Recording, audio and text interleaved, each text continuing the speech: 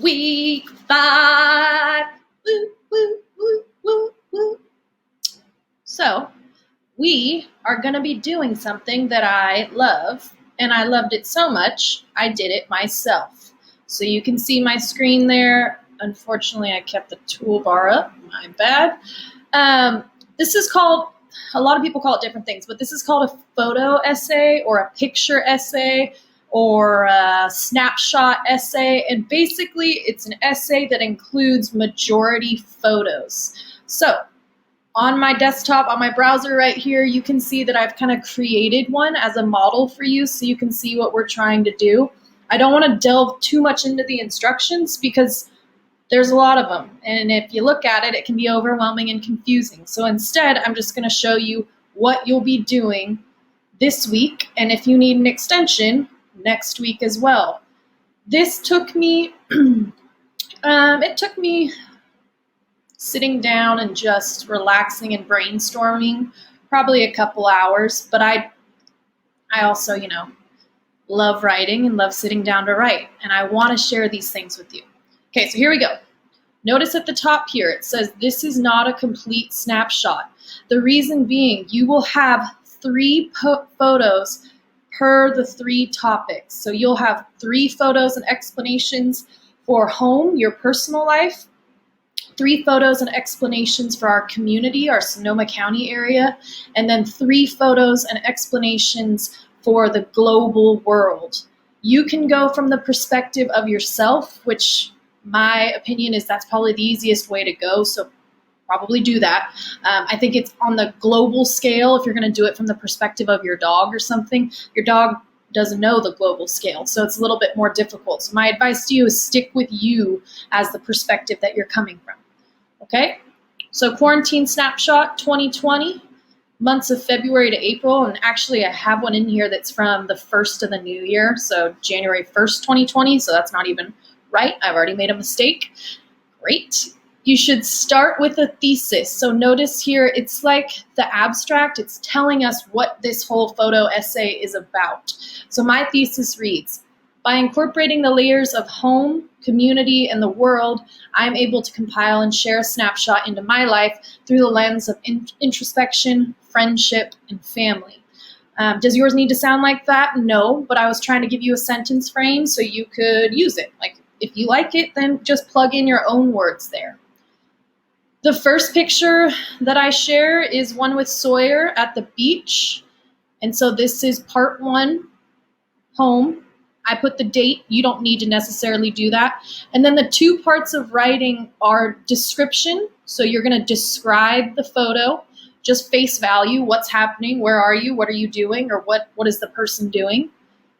And then the connection to the overall perspective, to the surviving the times element, to what is really going on, what did you realize in this picture. So my description is basically, I was at South Salmon Creek Beach right the day before the restaurants were closed down. So I was had a great day with my friend. We ate at Lucas Wharf, and then we took out more picnic stuff. I guess we ate twice. Whoops. Took out more picnic stuff to South Salmon Creek, and I just let my dog rip around on the beach. It was really her first time being off leash. It's technically not allowed, but I broke the rules there. But the connection is, I always use the coast, the beach, as a means to escape, to get away from negative things. But on this day, there's nothing negative yet. I didn't know what was going to be happening with the shelter in place. And the following day, all restaurants were shut down. Basically, everything was shut down. And then a week later, a little bit less than that, all the beaches and the state parks were closed down.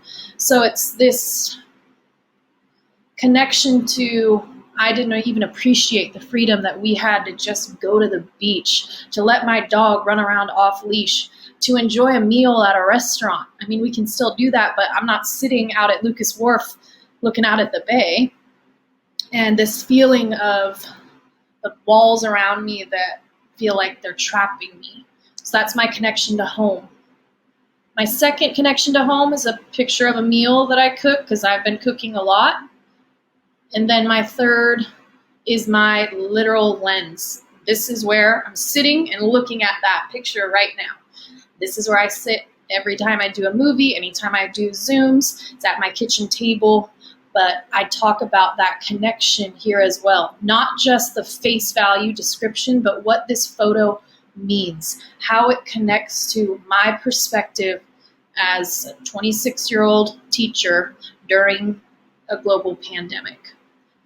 I'm aware that some of you maybe can't take photos and get them onto a computer or would prefer not to. So I've even included for my first community snapshot a meme of a dog.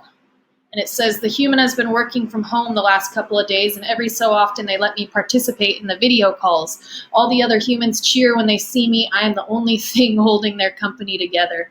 And I talk about at face value, it's true. I'm on so many Zoom calls a day.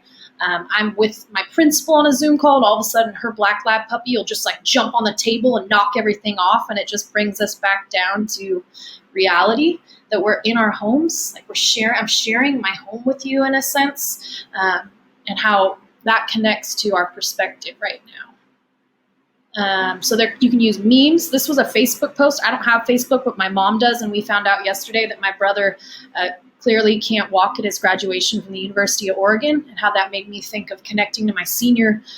They're not my students, but I have athletes that they don't get to walk for their high school graduation. I mean, how hard is that? My friend, her brother is graduating from boot camp in the Army, and we got up at 7 a.m. to watch a live stream of what this should be as such an intimate moment, something that they should have photos of. So I connect with that. You guys know I love Daily Mail on Snapchat. Is it the best news source? That's up for debate. But this was on there this morning. The people are on flights. Most of these people aren't wearing masks. I know that just the front guy is for sure not. There's other people wearing it. But my global connection is the frustrations I feel that people feel entitled to put other people at risk. And so I talk about that, and you can use that as a model on the global one, because I know that that's a little bit more difficult to connect to. Those are probably going to be news articles, unless maybe you have friends or family living in a different country that spans outside of the United States. And then a meme. I also love The Office, but I actually had this meme saved since January 1st, 2020, when the morning we woke up, that trending was hashtag World War III. I mean, number one, 2020 is just not ideal so far, but we had the Australia fire, the plague, we have a pandemic going on now, and then the World War III hashtag, and I talk a little bit about humor and a little bit about resiliency, and that's where I ended it.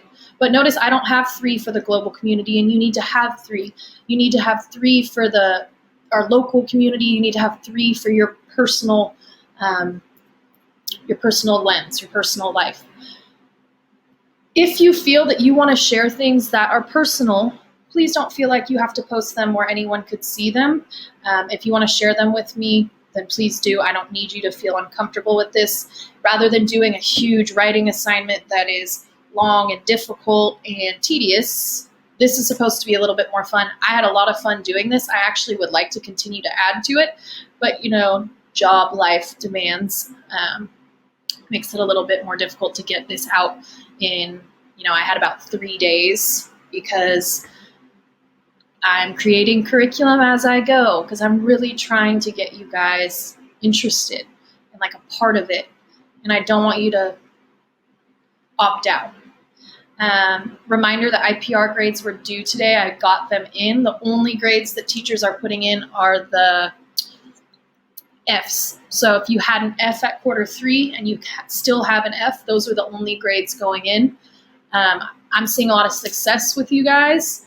And this is just progress. Remember what I say, it's a glorified grade. It's not really a grade. So don't feel worried or like you have a couple late assignments. Don't worry, don't panic.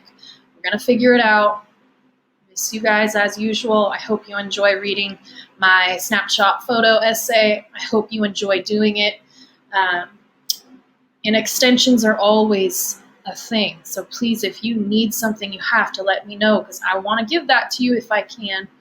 So that's all I have for today. Make sure you're doing at least something for your classes so they'll mark you present, Because if you do nothing for any of your classes or one class, they have to mark you absent. So just even one thing is enough to have you be present. Okay? All right. Miss you guys. Sorry this was a little long. I just like this assignment, and I hope that you do too. Don't do anything weird.